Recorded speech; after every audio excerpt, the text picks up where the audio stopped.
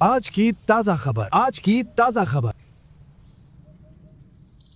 आज शहर में इतनी हलचल क्यों है? क्यों भाई? तुम्हें नहीं पता कल बीती रात क्या हुआ?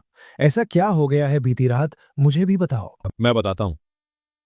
कल शहर में हमारे शहर की जो सबसे बड़ी कंपनी है उसमें आग लग गई है। करोड़ों रुपया का नुकसान हुआ है। 100 से अधिक लोग घायल हो चुके हैं। सुन रहे हैं कि आग से जलकर कई लोगों की मौत भी हो चुकी है।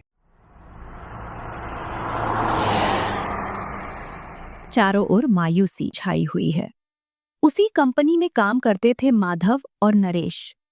नरेश काफी समय से काम कर रहा था, लेकिन माधव अभी शहर में नया नया ही आया था। उसे शहर में आए केवल 3 महीने ही हुए थे। भगवान की कृपा से दोनों सुरक्षित थे, लेकिन उनका जीवन परेशानियों से भर उठा था। माधव भाई, चिंता मत करें, सब ठीक हो जाएगा। चिंता क्यों न करूं? न मेरे पास कोई आय का साधन, न कोई रहने का ठिकाना। मेरे रिश्तेदार इसी शहर में रहते हैं। मैं कुछ दिन वहीं रुकूंगा।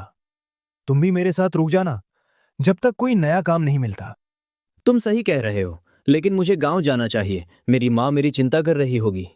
माधव बस पकड़कर शहर से अपने गांव की ओर निकल पड़ता है और रास्ते में सोचता है, अब मेरे पास कोई नौकरी नहीं है। मैं फिर से पहले की तरह मोमोज का ठेला लगाऊंगा।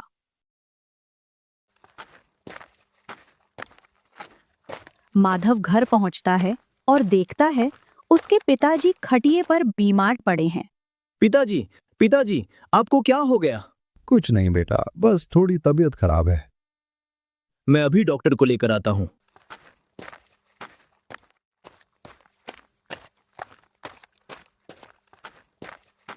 माधव जाता है और डॉक्टर को सीधे घर ले आता है। डॉक्टर माधव के पिता का इलाज करता है और कुछ दवाई लिख देता है। माधव, तुम इन दवाओं को ले आना और इनको खिला देना।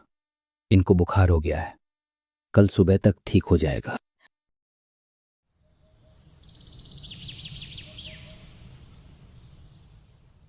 पिताजी, कैसी तबीयत है अब आपकी? अब पहले से आराम है। माधव अपने ठेले को तैयार करता है, लेकिन उसके पास कुछ ही पैसे बचे थे। वो पैसे उसने मोमोज के ठेले में लगा दिए। अगर उसे इस काम में नुकसान हो गया तो उसके परिवार को भूखा सोना पड़ेगा। माधव मोमोज बेचने के लिए ठेला लेकर निकलता है और पूरे गांव में घूमता है। गली गली में मोमोज बेचता, पर सुबह से दोपहर हो जाती हैं, लेकिन उसका एक भी मोमोज नहीं बिकता है। वह ठेले को बाजार ले जाता, लेकिन वह भी उसे घंटों इंतजार करना पड़ता है। पूरा दिन बीता जा रहा, पर अभी तक माधव का एक भी मोमोज नहीं बिका था। वह भगवान से प्रार्थना करता है, हे भगवान, सुबह से शाम होने को है, पर एक भी मोमोज नहीं बिका। मैंने सारे पैसे भी इसी ठेले में लगा दिए। इतने में पास के स्कूल की छुट्टी हो जाती है और कुछ बच्चे माधव के ठेले पर भी आते हैं। अरे मोमोज, मोमोज! अब हमारे गांव में भी मोमोज बिक रहे हैं। चलो मोमोज खाते हैं। अंकल जी, एक मोमोज की प्लेट लगा दो। मुझे भी, मुझे भी। बच्चों को खाता देख गांव वालों ने भी मोमोज ट्राई किए। सभी गांव वालों को माधव के मोमोज पसंद आए। वाह, क्या स्वादिष्ट मोमोस है। इस प्रकार माधव सुबह से शाम तक मेहनत करता। कभी बिक्री अच्छी, कभी बिल्कुल नहीं। एक दिन की बात है, एक शाम भारी भीड़ थी।